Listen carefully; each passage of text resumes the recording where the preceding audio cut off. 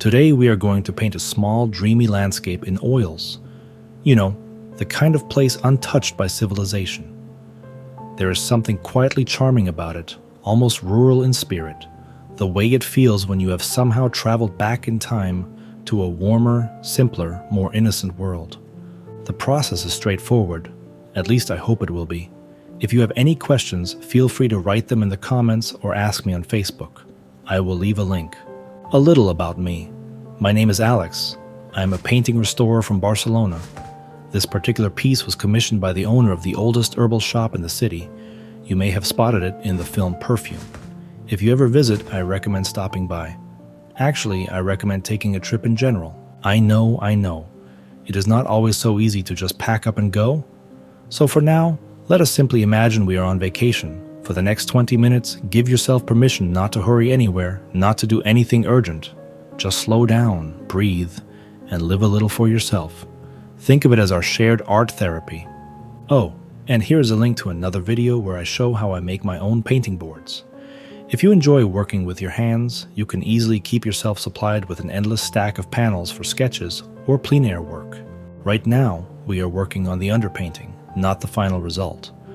What I mean is, we are first just putting down the local colors of what will eventually appear in our painting, and only later we will refine the hues and tonal values. A local color is simply the natural color of the object you are painting. But here's the thing, it is not the only paint you will need. Sounds confusing? Let me give you an example. If you are painting a red apple, you will actually need blue for the shadows, yellow for the lighter areas, and, surprise, red. Because, well, the apple is red. It is the same here. Right now I am blocking in the trees, mountains, and the ravine with their local colors. No details yet. This is a way to make your life easier. In academic painting, it is considered very wrong to paint the finished object right away, like a printer does. We are supposed to develop the details gradually. The same way a sculptor starts with a shapeless lump of clay and slowly works it into a form. And that, by the way, is the essence of art itself. Taking principles and methods from one activity and applying them to another. And it works beautifully. I am also making this first layer a little duller and less saturated. I always mention this, and if you have been watching my channel for a while, you probably already know this trick. Now here's a little test. Why should the lower layer be warmer, darker, and duller than the upper layer? Write it in the comments. I will be grading you. Once a teacher, always a teacher. As for the trees, you can make their shapes larger than you plan if you want to paint dense foliage, or smaller if you want a more airy, see-through crown in the final painting. In the first case, on the second layer you can let the sky color overlap the edge of the tree to form the silhouette. In the second case, you do the opposite. You add missing branches on top of the sky, letting it peek through. My painting here is quite small, so I am making the trees denser. It is not a strict rule. It just feels right for this piece. Painting is a bit like cooking. You can add oregano and paprika to your sauce, or basil and cumin depending on your taste. Or you can load it with chili peppers if your old friend is coming over, the one you always prank. As you can tell, I am not much of a chef. Since I have already mentioned one thing that the academic painting world does not really like, here is another. When someone looks at your work and says, "Wow, it is so accurate, just like a photograph," that is not actually taken as a compliment. In fact, it can feel a little insulting. Why? Because it means the artist has not brought anything of their own into the work. They have not found their style. They have only demonstrated technical skill. Even if you work in realism, your personal style should still be recognizable among others, like a fingerprint. It should be your legacy, not just another copy. What does this mean for beginners? Well, here's the good news, especially for those of you who like to experiment. That painting of yours, the one you think looks awkward or clumsy, is often valued more because it has you in it. So my advice is this: yes, learning is important, but do not take everything as an unbreakable rule. Feel free and confident when you hold a brush. Do not hesitate. Paint the way you feel. Sure, sometimes the result will not be great, but sometimes it will be truly unique. Sometimes you only discover your best ideas because something went wrong. Maybe you place a shadow in the wrong spot, and suddenly it gives the whole painting a new mood. Maybe you mix two colors by accident, and they create a tone you could never have planned. These happy accidents are not just chance, they are your style finding its way out. The danger with chasing photographic accuracy is that you shut the door on those accidents. You leave no room for the painting to surprise you. And if the process does not surprise you, how can it surprise anyone else? By the way, sometimes you ask me, do I use thinner or oil? I use both, but let me share a little cocktail I swear by. You'll need linseed oil, refined or boiled, plus some damar varnish and turpentine. Mix it all until it's nice and smooth, and you're ready to paint. Back in the academy, we used to call it the Trinity. There are so many little details that can make or break your experience. The right brushes, good paint, the right mediums to mix or thin it, proper canvas material, and even something as basic as how you hold the brush or where you stand while painting. Some of these things I learned in art school. Some I picked up from other painters, some came with time. But the one thing I know for sure, never stick to just one teacher. Learn from many and eventually you'll find your own voice. If you're curious, I put together a painting course. It's for beginners, but also for anyone who wants to ground their practice in real technique. It costs about as much as filling up your car, but way less depressing. You pay once and get access for as long as you need. Links in the description. Your goal is not to trap reality inside the frame. It is to translate it into your own language. That language might be bold and messy, or delicate and precise, or somewhere in between, but it should always be yours. So next time you paint, do not worry too much if a tree leans the wrong way, or a mountain ends up taller than in the reference photo. Ask yourself, does it feel right? Does it feel like something you would paint? If the answer is yes, then you are not just copying, you are creating. And that is what lasts. Not the perfect imitation, but the work that carries your fingerprints all over it. When we talk about landscapes, one of the most powerful tools you can use is atmospheric perspective. This is the way colors and contrast change with distance. The farther an object is from you, the softer and cooler it appears. Details fade, edges lose their sharpness, and the colors shift toward the blues and grays of the sky. This is why, on top of the underpainting, I start laying in lighter and cooler tones for the distant areas. The effect is subtle, but it creates a sense of space that you can almost breathe in. You are not just looking at paint on a flat surface anymore. You feel as if you could step into the scene and keep walking. There is a reason people love landscapes that have this sense of air and openness. It touches something deep in us, something older than civilization. Long before we built houses or lived in caves, we were nomads. We crossed continents without borders, without passport control, without fake apartments on booking sites. It was just you, your people, and the horizon. Endless land under a sky full of stars. The kind of sky that most of us cannot even see in modern cities.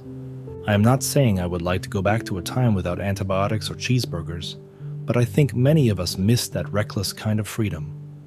The feeling that you could walk anywhere, sleep anywhere, drink from a stream, and wake up to a completely new view. Painting can bring a little of that back. When you are working on a landscape and building up those layers of color and light, you can put yourself into that almost pre-trance state where the noise of the modern world fades away. It is just you, the canvas, the paints, and your own online tribe, the people hanging out here on my channel, painting along, exploring together. In those moments, the edges between you and the scene start to blur. You are not just painting a view, you are breathing it in, feeling it in your chest. That is the gift of atmospheric perspective. Not only does it make the painting look more real, it also opens a door to that sense of space and freedom that we all carry somewhere inside us. And once you have that feeling of space and air in a painting, you can start planting small stories inside it. They do not have to be obvious. In fact, the more subtle they are, the better. A small path disappearing into the trees, a single lit window in a distant house, the faint suggestion of a figure on the ridge. These details are like quiet invitations to the viewer. At first, they see the whole landscape, but then their eye begins to wander, and they start to notice the smaller things. And each person will notice something different, or imagine a different explanation. Who lives in that house? Where does the path lead? Is the figure walking toward you or away from you? This is where painting becomes more than an image. It becomes a conversation. You speak with shapes and colors, and the viewer answers with their own memories and associations. Two people can look at the same picture and feel completely different emotions because they are bringing their own life into it. I think that is one of the secret joys of painting. You can create something that feels like it belongs equally to you and to everyone who sees it. You give them the framework, but they fill it with their own stories. And those stories might be about freedom, or longing, or a journey they once took, or one they still dream about. Neuroscientists have found that the brain often reacts to imagined experiences almost as if they were real. The same neural pathways light up when you picture yourself walking through a forest as when you actually do it. This is why just thinking about biting into a lemon can make your mouth water, or why recalling a happy memory can make your heart rate slow down and your muscles relax. So when you're painting a landscape, especially one that feels open and full of air, you're essentially building a mental destination. As you work on it, your mind rehearses what it would be like to stand there, to smell the trees, to feel the wind. And for the viewer, looking at that painting can trigger the same effect. Their body may be in a living room or an office, but part of their brain is already on that hillside, under that sky. This is more than a poetic idea. It has real consequences for how we feel. Studies in psychology have shown that positive mental imagery can lower stress hormones, improve mood, and even support the immune system. In other words, the little vacation your mind takes while looking at or creating a painting is not just pleasant, it is good for you. And maybe that explains why we are drawn to certain scenes without always knowing why. A wide horizon, a winding path, an open field. These can stir something ancient in us. Our ancestors might have read such views as signs of safety, food, and possibility. Today, they still whisper to us on some deeper level, here is space to breathe, here is room to move, here is somewhere you could go. One of the most important skills for any painter is learning how to truly see the world. We think we know what things look like, but most of the time our brain takes shortcuts. It says, the sky is blue, the grass is green, snow is white. That may be the idea of the color, but it is rarely what the color actually is. If you go outside on a sunny winter day and really look at the snow, you might notice that it is full of soft blues and pale violets. On a cloudy day, it might even look slightly greenish in the shadows. Water is another good example. We think of water as being transparent, but in reality it reflects everything around it. A river can look brown, gold, turquoise, or almost black, depending on the light and the time of day. The same goes for skin tones, tree bark, or even something as simple as a white wall. Stand in front of it and pay attention. In the morning, it might have a warm yellow glow. At sunset, it could be orange on one side and purple on the other. Your job as an artist is to notice those things and bring them into your work. One way to train your eye is to take a few minutes each day and study one object. Look at it in different lighting and from different angles. Ask yourself, what colors are really here? What colors would I need to mix to get this exact effect? The more you practice this kind of looking, the more natural it will become when you are painting. This habit makes your work feel alive because it is based on what you see, not just what you think something should look like. Over time, your paintings will carry more depth and subtlety, and people will feel that truth even if they cannot explain why. And this way of looking at things also explains why we choose certain colors for light and shadow. Take tree foliage, for example. In the shaded parts of the crown, I like to add a warm dark brown. This gives depth and makes the shadow feel rich, because most of that area is lit only by reflected light from the ground and nearby objects, which is usually warmer. For the sunlit parts of the leaves, I often mix in a touch of blue. That might sound strange at first. Why add blue to something that is green? But remember, the main source of light outdoors is the sky itself, and the sky is blue. By letting a little of that color into the highlights, you connect the tree to its environment and make the whole scene feel more believable. Once you start noticing how light changes color depending on where it comes from, you will find yourself making these choices naturally. It becomes less about what color is a leaf and more about What color is the light falling on this leaf right now? Now remember the beginning of the video and the topic of local color. I hope you are now even more inspired by this idea. And since we are already talking about how people see art, let me share a small story from my work as a restorer. A man once contacted me about repairing a painting. He sent me a few photos and I noticed right away that the surface looked a little too flawless. You know, that slightly unnatural plastic sheen. Not a single visible brushstroke. Not even the tiny irregularities that happen when real paint catches the light. I told him it might be a print. He immediately disagreed. With the confidence of someone who believes they've just outsmarted the entire art market. It cannot be a print, I was assured it's an original, he said. He told me he had bought it for 200 euros and that it was by a well-known artist. I got lucky, he added, hinting that once it was restored he could sell it for much more. You could almost see the imaginary easy money already burning a hole in his pocket. The only problem was the hole right in the middle of the canvas. Apparently, when it was delivered to his relatives, they either dropped it or stepped on the box. Now, I am a fairly modest person and I do have some self-reflection. I can admit when I am wrong. So I thought, maybe I was mistaken. Maybe the photo was just bad quality. Or maybe at the ripe age of 35, my eyesight was already failing. So I told him to bring it in. The next day he arrived, carrying the painting with great caution. He came into the workshop, looked around, and without much ceremony, placed it on my work table. Then he stepped back slightly, watching me with a look that said, "See? I told you so." By the way, the work in question was supposedly Gauguin's Still Life with Fruit, 1880. So you can imagine the level of confidence of a man who believes someone could rob the Museum of Modern Art in New York and then, for some mysterious reason, decide to sell the painting in Spain for 200 euros. It was, of course, the print of all prints. Still, I made a show of examining it carefully, even shining a UV lamp over it for effect. It was not even one of those mixed media prints where someone adds a few dabs of paint on top to make it seem authentic. Just flat, factory-printed pigment on canvas.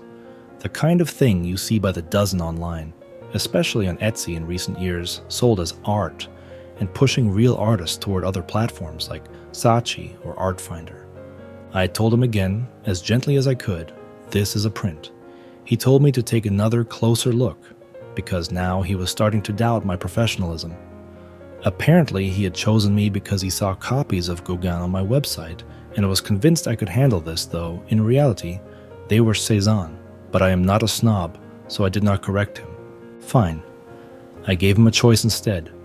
If we agree it's a print, I can patch it for 150 euros.